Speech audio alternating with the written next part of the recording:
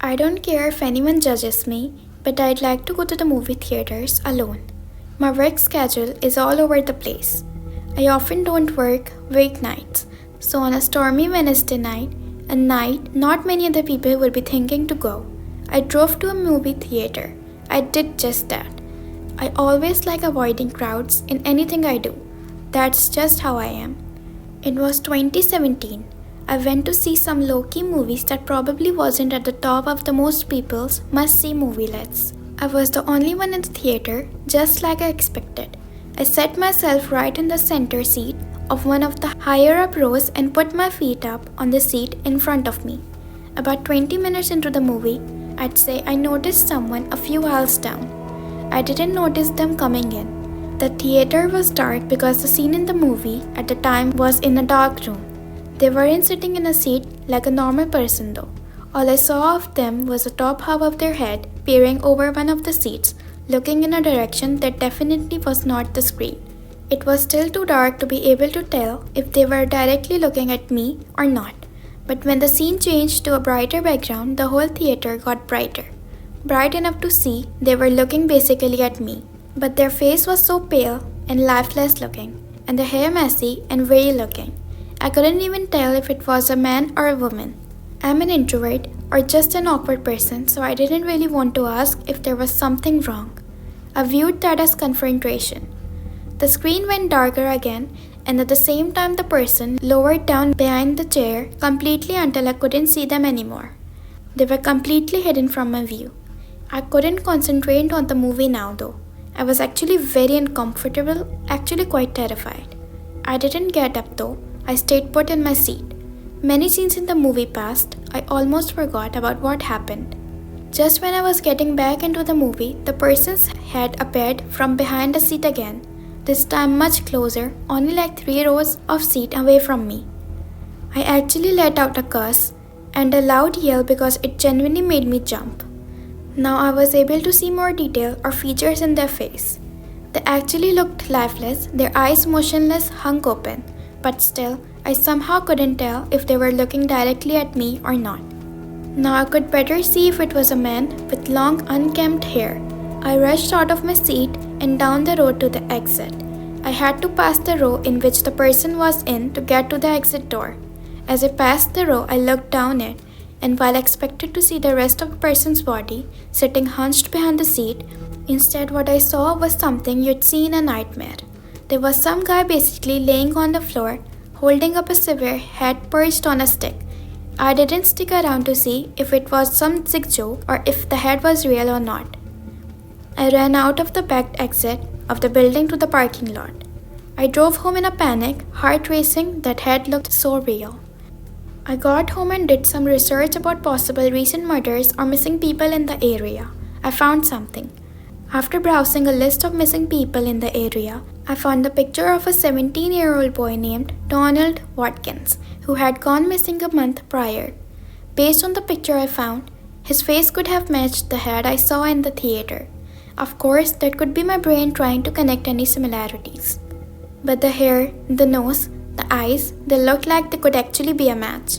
The next day I simply made a call to the theater and told them the story and suggested they check their cameras and see if anything strange came up. I gave them a number to reach me if they needed to, but I never heard from them. I chose not to spend any more of my time on it.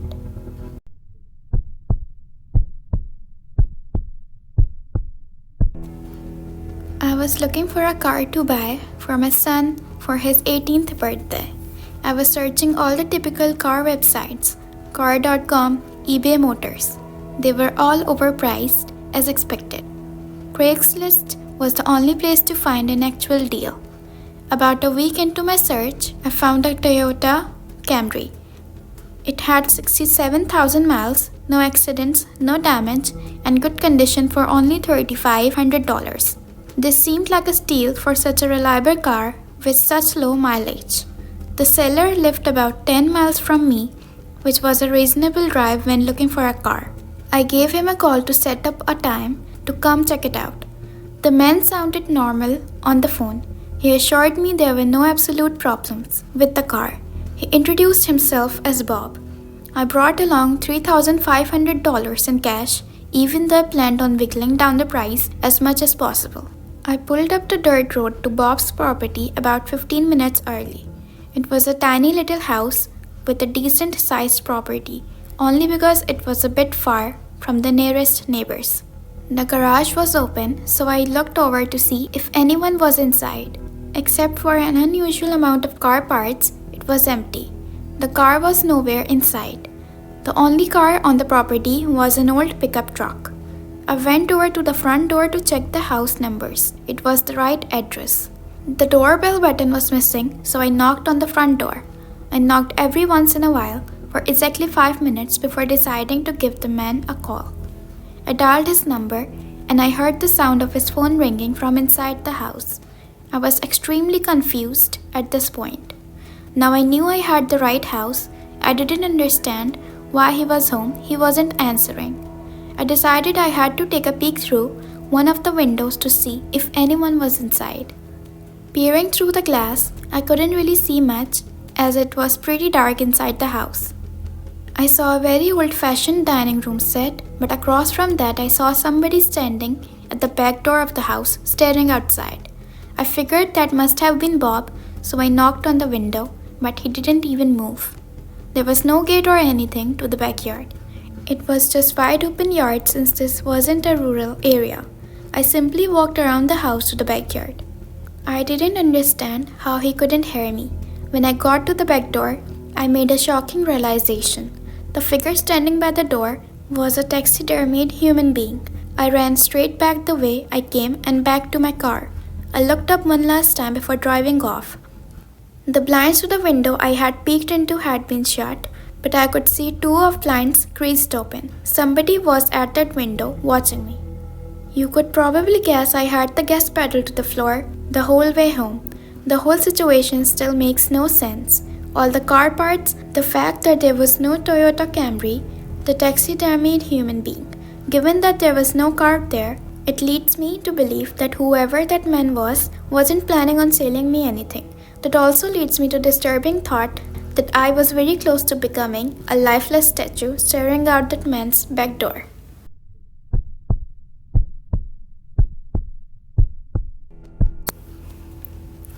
In the year 2009, I was spending a weekend with my uncle on his ranch when my parents were renovating the new house. We had just bought it. It was my second night there, a Saturday, and it happened to be during one of the biggest thunderstorms of the year. I'd say there were at least 3 crashes of thunder and lightning per minute, and we were in the heart of storm because the thunder would crash not even the second after the lightning would. I always enjoyed listening to storms while laying in bed, so I stayed up a little later watching TV, just enjoying the ambience. After the movie I was watching finally ended, I turned off the TV and tried to fall asleep. As I heard the lightning strike from outside, I could have sworn I heard some kind of metallic thud coming from outside at the same time. I didn't pay it too much mind. 20 seconds later, I could have sworn I heard it again. A very distinct metal thud coming from outside to match the timing of the lightning. I really don't mean to make this sound like a cliché horror story, but my uncle really is a kind of creep guy, and I was never close with him, even remotely, so for that reason I didn't feel right going to wake him up. I just tried to forget about it. Now I was getting concerned. What the hell could that be? After the third time, I finally got out of bed and walked over to the window of the guest bedroom. The water pouring down on the window made it extra hard to see what was out there in the dark fields. A flash of lightning momentarily lit up the property, but I couldn't see anything. However, once again the sound of a metal hit accompanied it. The sound was so close now, it sounded like it was coming from the left of the window at a blind spot. I was going to do something I knew my uncle wouldn't be happy about. It would be a bit messy, and I was going to open the window and peer outside to see if I could see what the sound was. I unhooked the window lock and slid it up, and immediately the wind of the storm blew a drop of rain into the room and onto me. I stuck my head out the window and looked to the left, and at the very moment, lightning lit up the property once again, and I could see a person dressed in all black, crouched down by the outside basement door with his hand raised in the air. Before the sky went dark, I caught the briefest glimpse of what the sound was coming from. The person was bashing at the basement door lock. I pulled my head in and quickly shut the window, making sure to lock it. I was in a panic. I feared he might have seen or heard me. I ran back to my bed and pretended to be asleep, facing away from the window. Lightning crashed once again. This time there was no metallic thud. My heart must have dropped as I realized this. I just stayed put in my bed for the longest time, hoping whoever was out there would go away. After maybe 3 more lightning crashes, without any thuds accompanying them, I thought it would be safe to go tell my uncle. I turned to face the window and screamed. There was a figure, clear as day, standing at the window, looking in at me. I screamed as loud as I could and ran straight to my uncle's room. He went outside with his hunting rifle with nothing on but his pajamas, not even socks. He ran around the entire property, yelling like a madman, but didn't find anyone. The next morning, we were able to better see the marks on basement door lock. It was almost bashed open. Maybe 3 or 4 more good hits would have done it, according to my uncle. He was proud of me for picking up on it. Luckily, I was out of there that same day. My uncle hasn't told us any of incidents since, so I think he's been okay.